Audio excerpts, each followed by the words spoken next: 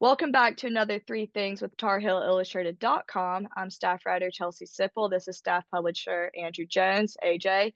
And we are about to talk about our observation from the defensive end from Carolina's first football practice of the season. So, AJ, one of the biggest things was the D line. Let's start with that. No pun intended. They're big. No pun with the And biggest thing. okay, I'm going to ask you a question. Who jumped out as far as big on the defensive line? Number Oh my six, gosh. Joshua Yeah. Harris, the I mean, transfer they're all big from, guys when I'm standing next to well, them. they're massive, but this was our first look at Joshua Harris, Mm-hmm. the Ole Miss transfer who spent 4 years at NC State. They got two guys, by the way, on defense in the rotation that spent 4 seasons playing at NC State. So this is the new world of college football, and they're Yeah. both thrilled to be in Chapel Hill. It's very impressive to see how they've handled themselves. Joshua Harris stood out. He stood out because he's huge. Now, Max Mm-hmm. said after practice he needs to lose about 10 pounds. They want him playing at about 340. Yeah, He 350 was, now. yeah, 350, and he looked 351, maybe 352. What do you Every think? bit of it. 353, Oh my 353. gosh. But he is a true line up over the center, right in the gap of the center, and occupy blockers guy. He really is. And if he can give them 25 snaps a game being that guy, then that's a huge pickup. He didn't play a ton at Ole Miss last year. Um, he wouldn't get into specifics. He said he learned a lot there, but he wouldn't get into some of the specifics. But this club has a need, especially if they don't 100% know yet what Travis Shaw is going to give them. Because Yeah. Travis is still, I've reported multiple times what they are saying, what we're hearing off the record about Travis, how the light's going on and he's much, much better. But you got to understand, he played 130 something snaps last year. So he's going from there, taking major steps forward. So that might mean he's not ready yet to get 25 snaps a game. Maybe he's at 15 or 20, which would be an uptick from last year. They need more from him if he's ever going to approach his potential. But Yeah. that's one of the reasons they have Joshua Harris, because he can give them a lot of those reps. They've got a massive body that's hard to move. Travis, if he does things technically right, is a massive body that's hard to move. Now, one thing that did catch my eye tonight at practice that I was a little surprised was that Jacoby Cowan was in the three technique with the first unit on the defensive line. I thought that was interesting.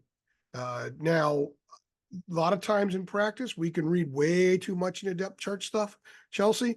And I was writing that stuff down the Yeah. whole time, every damn drill. And Bryant Balcom was there, every Mhm. drill. We're writing down the order, trying to glean something from it. But at times, they just want to look at different groupings, and they're not playing to the media that's there in an open practice. They're taking care of what they need to take care of. So perhaps that's why he was with the ones and three technique at one point. I still think right now the starting defensive front is Kevin Hester, it's Jahvaree Ritzie, and it's Des Evans. And then you've got Bo Atkinson at the other end. And then you've got Joshua Harris, possibly Mhm. Travis Shaw. You've got Travis. some depth there. And they really like what Rodney Laura's doing. They feel like they can roll in a third guy perhaps at each spot at some point during the year. Right now, I think they're too deep at each spot. So this is an important position. It's an area where Carolina has probably underachieved with respect to its personnel in recent years. And I think that's one of the reasons a change was made. At least that's what I hear, what I've been told. A change was made. They feel like they've upgraded because they've got Ted Monachino fully coaching that group now. Yeah. He's no longer an analyst. He's the coach of the D line.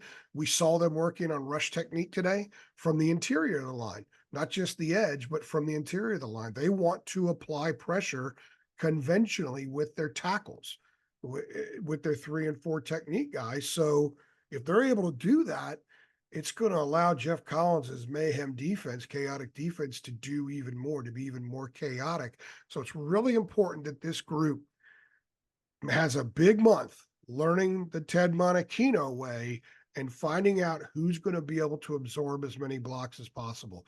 Again, Joshua Harris may turn out to be the most important offseason pickup outside of perhaps Max Johnson that they have on the roster if he can give them those reps. So keep an eye on him.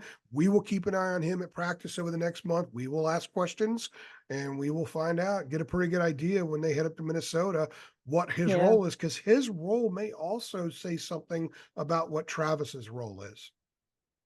of course. And now moving on to our linebackers, we've got several of them, and that kind of plays into our third thing with defense as a whole.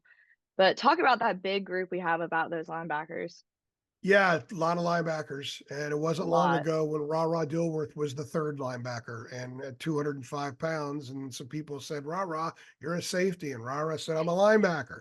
Yeah. And Ra's not there anymore. So they have legitimate linebackers. Ashton Mhm. Woods looks the part already. I like that. They've got some numbers back there, and I think They they're going to have do.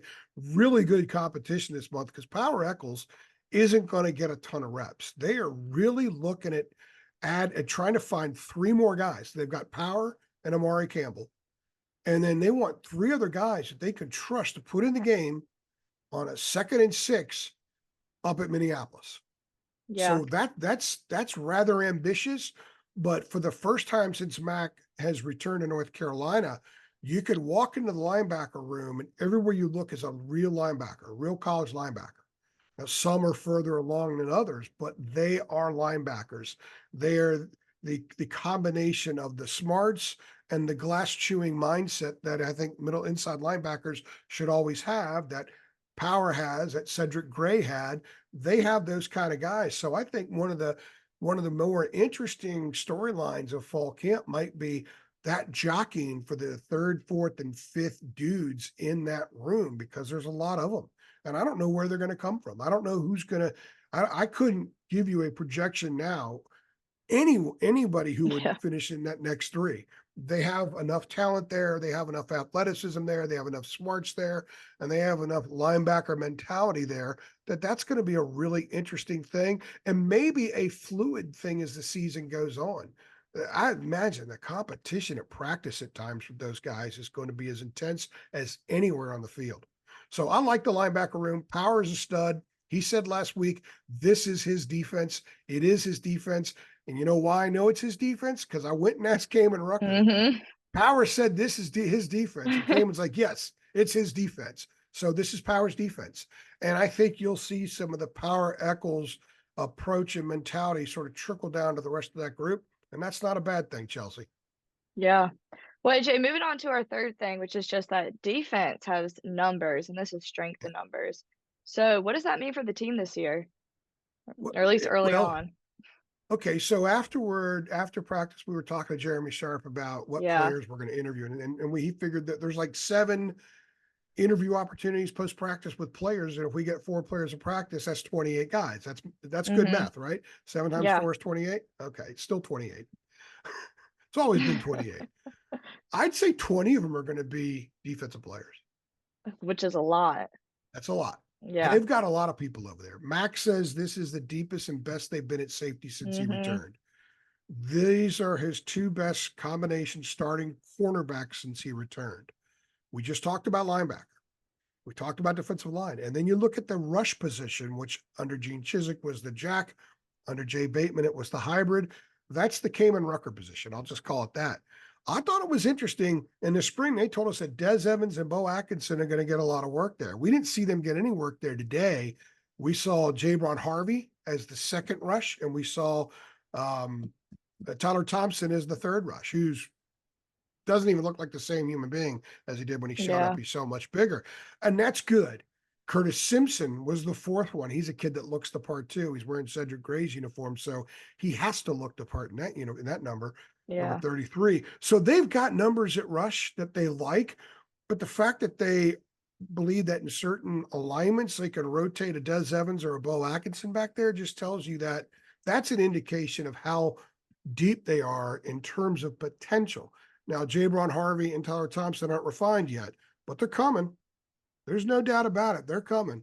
Gene Chizik loved Jabron Harvey, and he talked a lot about Tyler Thompson's growth. Thompson just looks it when you look out there and watch him.